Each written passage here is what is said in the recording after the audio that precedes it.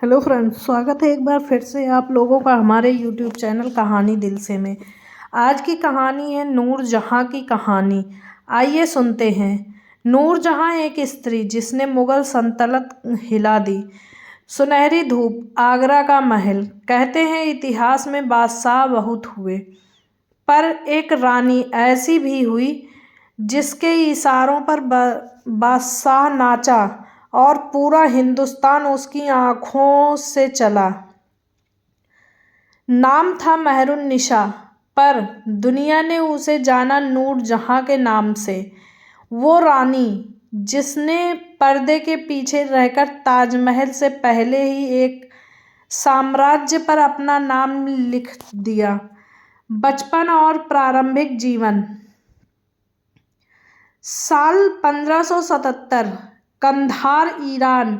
वहाँ एक फारसी परिवार जो युद्धों से भागकर हिंदुस्तान आ गया था, उस परिवार की गोद में जन्मी एक कन्या मेहरुन्निसा उसके पिता अली कुली बेग अकबर के दरबार में आए और सेवा में लग गए।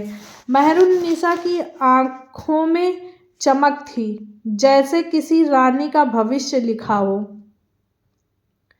वो कला में निपुण थी, शेरो शायरी की जानकार और तीरंदाजी तक में माहिर।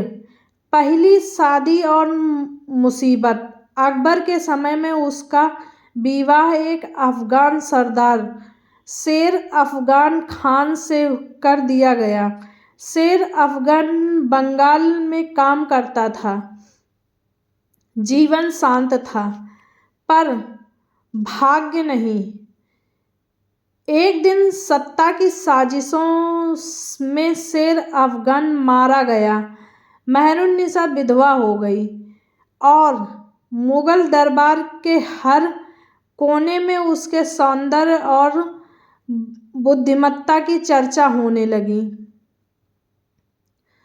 कहा जाता है जहांगीर से मुलाकात होने के बाद, जहांगीर अकबर का पुत्र उस समय बादशाह था, वो नूरजहाँ को पहले ही देख चुका था और उसकी सुंदरता को भूल नहीं पाया था।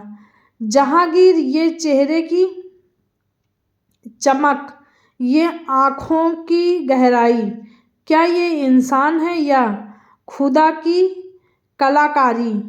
कुछ वर्षों बाद 1611 में जहांगीर ने मेहरुन्निसा से विवाह किया और तब वो बनी नूरजहाँ, यानी जहाँ की रोशनी, सत्ता की चढ़ाई।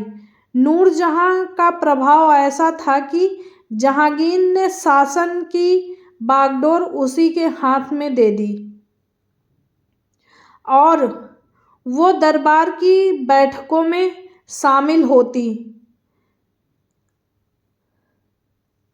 फरमान जारी करती, यहाँ तक कि सिक्कों पर उसका नाम खुदा गया, नूरजहाँ बानी बेगम जहाँ पनाह। क्या ये उचित है कि सिक्के पर किसी और का नाम हो? जहांगीर, जब राजपाट मेरे दिल से चलता है तो उस दिल की मालिक का नाम सिक्के पर क्यों ना हो? नूरजहाँ का शासन। नूरजहाँ सिर्फ सुंदर नहीं थी, वो एक दूरदर्शी राजनीतिकार थी। उसने व्यापार, कला और स्थापत्य में अद्भुत कार्य किया। जहांगीर के बीमार होने पर वही शासन चलाती थी। वो निर्णय लेती थी कि कौन सूबेदार बनेगा, कौन हटेगा और किससे संधि होगी। इतिहासकारों ने लिखा, नूरजहाँ की असली सामग्री थी जहांगीर तो नाम मात्र का बादशाह था। सत्ता की साजिशें, पर सत्ता का सिंहासन कभी अस्थायी नहीं होता। शाहजहां, जहांगीर का बेटा, खुर्रम को डर था कि नूरजहाँ उसकी जगह किसी और को गद्दी दे देगी। दरबार में षड्यंत्रों की आंधी उड़ी। भाई, दामाद, सैनिक सब बट गए।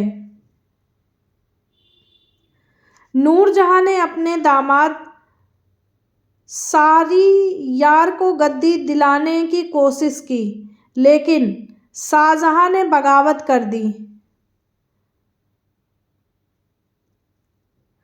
नतीजा, नूरजहां की शक्ति धीरे धीरे खत्म होने लगी और जहांगीर की मृत्यु के बाद साल 1627 जहांगीर की मृत्यु कश्मीर के रास्ते में हुई। नूरजहां ने उसे पूरे सम्मान के साथ लाहौर में दफन कराया। वो खुद वहीं रहने लगी, एक शांत जीवन में, मगर इतिहास में उनका नाम गूंजता रहा। नूरजहां की मौत 1645 में हुई, पर उनका नाम, उसकी कहानी और उसकी शक्ति आज भी इतिहास की किताबों में सुनहरी लकीरों से लिखी हुई है। कहा जाता है वो औरत जिसने मुगल दरबार को हिला दिया, जिसने बादशाहों को झुकाया और जिसने साबित किया कि सत्ता सिर्फ तलवार से नहीं, बुद्धि और आत्मविश्वास से भी जीती जाती है। आज नूरजहां के मकबरे पर जाने वाले लोग शायद ये नहीं जानते कि वो सिर्फ जहांगीर की बेगम नहीं, बल्कि हिंदुस्तान की पहली ऐसी महिला शासक थी जिसने राजपाट चलाया। इतिहास के हर पन्ने में एक नूरजहां छिपी होती है, बस पहचानने की नज़र चाहिए। अगर आप लोगों को ये वीडियो पसंद आए तो वीडियो को लाइक करना, अपने दोस्तों के साथ शेयर करना, चैनल पे नए हैं तो चैनल को सब्सक्राइब करना बिल्कुल नहीं भूलिएगा। मिलते हैं अगली वीडियो में, तब तक के लिए थैंक यू फॉर वॉचिंग।